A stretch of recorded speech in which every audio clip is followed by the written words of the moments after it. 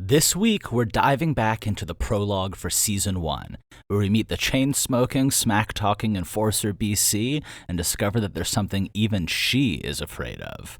Now, I've worked with my audio artist Zoran to infuse this chapter with more magic, more wonder, and more incredible artistry. And along the way, we're taking a look back at the Seventh Valkyrie journey as we make our way towards Season 3. Welcome to the Seventh Valkyrie Listen-Along. Let's rock and roll.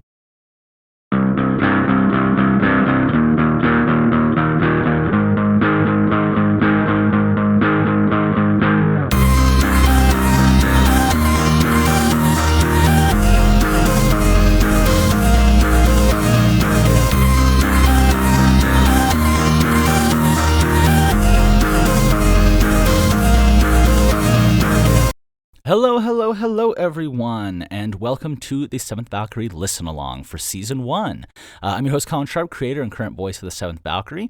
If you're a new listener coming through the series for the first time, welcome! Awesome to have you. And if you're a grizzled hero veteran, awesome to have you back. In today's episode, we're looking at the prologue of Season 1, titled Knightmare. And a note on spoilers. I will always mention kind of what chapter we're up to in the Listen-Along, so if you haven't heard up until that, stop and go listen. It's all, anything that's available in the Listen-Along will be available to you for free as well. So I start with my first segment where we'll get inside the episode and make sure we're all caught up on the same page. So we start BC. She's hanging out with Neimanu, handling some business. She's bringing some girls to see Neimanu's boss. Neimanu has some money and some information for her. Brilliant piece of business. They drink some wine, and then BC walks with the girls up through the city. She's headed back towards Velvet, and we get a little taste of what the old city has to offer us, this kind of salty, charismatic, but charming at times place. And that is on full display in the access road, which is kind of the beating heart of the pit. We get to see all the people who work behind the scenes, and they're all kind of in this casual, I love it. We have our first encounter with Pores, which starts tense and then is immediately diffused as we see that BC is just constantly bullshitting with her people and fucking with everybody. And then we get a first look at Velvet as we rise up through the levels of this sprawling pleasure palace. And finally, we meet with May. We get another little taste and glimpse of the criminal underbelly of the old city. We get a little glimpse and a taste of the mystery behind May's timeless owner. And finally, we get the Machine King's message, which despite the bravado, despite the charisma, really shakes BC. So that's what happened inside the episode, and now I'll take a look at all of the little things that changed and give you guys a little bit of extra juicy commentary on just kind of all the things that go into making this.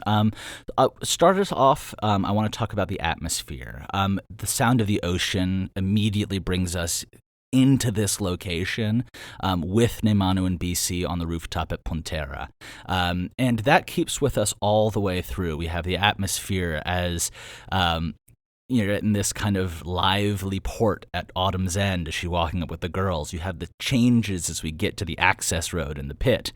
As a little sidebar, some of this is an homage to an old bar dug into the ground that was created by much older brothers at a fraternity that I was associated with.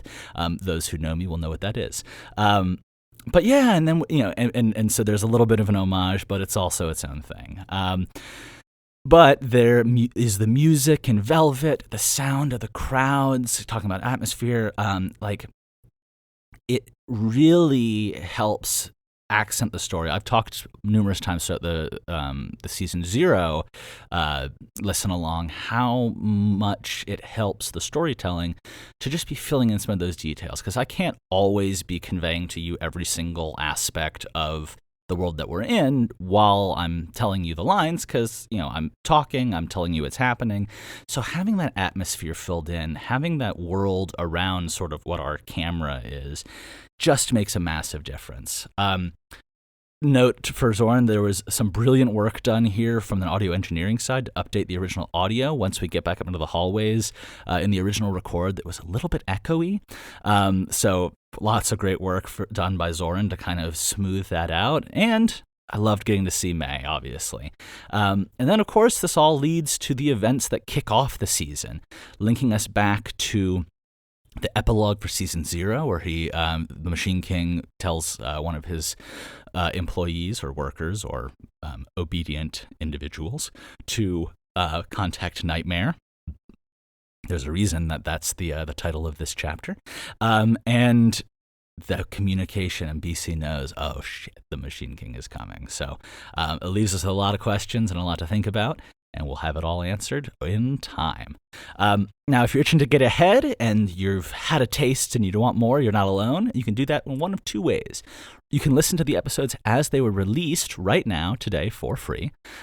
Or if you'd like to experience the full magic of the series, you can join us as a Hero Veteran on Patreon and get exclusive access to the Season 1 reimagining weeks before it hits the public. Choice is yours. However you want to enjoy the series, I'm thrilled to have you along for the ride, and I will see you guys in our next listen along.